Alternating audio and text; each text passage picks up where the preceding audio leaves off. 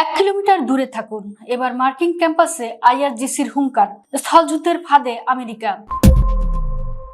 মধ্যপ্রাচ্যের বুক থেকে মার্কিন সাম্রাজ্যবাদের শেষ চিহ্নটুকু চিরতরে মুছে ফেলার চূড়ান্ত আলটিমেটাম দিল তেহরান।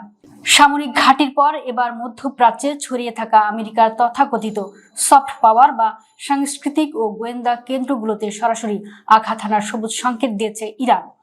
আর আকাশপথে চরম মার খেয়ে দিশেহারা পেন্টাগন যখন স্থল অভিযানের আত্মঘাতী ছক কষছে, তখন ইরানের এই নতুন হুঙ্কারে আক্ষরিক অর্থেই থরথর করে কাঁপছে পুরো পশ্চিমা বিশ্ব।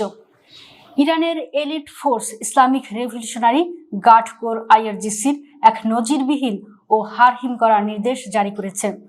মধ্যপ্রাচ্যে অবস্থিত সব মার্কিন বিশ্ববিদ্যালয় ও শিক্ষা প্রতিষ্ঠানের স্টাফ এবং শিক্ষার্থীদের কড়া সতর্কবার্তা দিয়ে আইআরজিসি বলেছে, অবিলম্বে এসব ক্যাম্পাস খালি করতে হবে এবং ক্যাম্পাসের অন্তত 1 কিলোমিটার দূর দিয়ে চলাচল করতে হবে।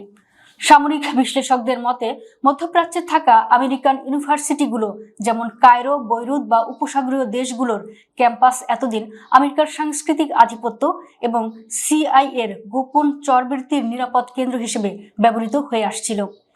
আইআরজিসির এই চরম হুঙ্কার প্রমাণ করে মধ্যপ্রাচ্যের মাটিতে আমেরিকার কোনো সামরিক বা বেসামরিক কাঠামোই আর নিরাপদ নয়। সাইরেন বাজার আগেই যে কোনো মুহূর্তে এসব ক্যাম্পাসে ধেয়ে আসতে পারে হাইপারসনিক মিসাইল। আইআরজিসি যখন মধ্যপ্রাচ্যকে আমেরিকার জন্য জ্বলন্ত করে পরিণত করেছে, তখন পেন্টাগন নিল ইতিহাসের সবচেয়ে আত্মঘাতী সিদ্ধান্ত। ফাঁস হওয়া গোপন তথ্যে জানা গেছে, মার্কিন প্রতিরক্ষা দপ্তর ইরানে কয়েক সপ্তাহের টানা স্থল অভিযানের প্রস্তুতি নিচ্ছে। আকাশপথে ইরানের মিসাইল বৃষ্টি ঠেকাতে আমেরিকার থার্ড ও ইসরায়েলের আয়রন ডোম যখন সেফ অকেজো লোহালক্কর, কাতারের প্রধান রাডার যখন ধ্বংস, তখন স্থলসেনা নামানোর এই সিদ্ধান্ত পেন্টাগনের চরম হতাশা ও হিতাহিত জ্ঞান শূন্যতারই প্রমাণ।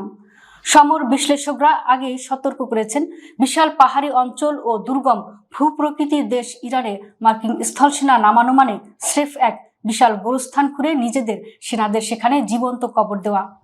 5000 নৌ ও মেরিন সেনা নিয়ে ইউএসএস ত্রিপোলি মধ্যপ্রাচ্যে ঢুকেছিল। ট্রাম্প প্রশাসন হয়তো ভেবেছিল এই সেনাদের দিয়ে তারা তেহরান দখল করবে, কিন্তু নিজেদের দেশের লাখ লাখ মানুষ যখন যুদ্ধের বিরুদ্ধে রাস্তায় নেমে ট্রাম্পের পতন চাইছে, তখন এই মেরিন সেনাদের ইরানের মাটিতে নামালে আমেরিকার অর্থনীতি ও রাজনীতি চিরতরে দেউলিয়া হয়ে যাবে। ইরান আজ বিশ্বকে চোখে আঙুল দিয়ে দেখিয়ে দিচ্ছে যে আমেরিকা অন্যদের রক্ত ঝরাতে ভালোবাসে, আজ তাদের নিজেদের অস্তিত্বই চরম সংকটে। মার্কিন ক্যাম্পাস খালি করার আলটিমেটাম আর স্থলযুদ্ধের এই মরণফাঁদ ট্রাম্প প্রশাসনের কফিনে শেষ পেরেক ঠুকে দিয়েছে। মধ্যপ্রাচ্যের মাটি আজ আমেরিকানদের জন্য আক্ষরিক অর্থেই এক জ্বলন্ত আগ্নেয়গিরি, আর এই আগুনে পুড়ে সাম্রাজ্যবাদের পতন এখন কেবলই সময়ের অপেক্ষা।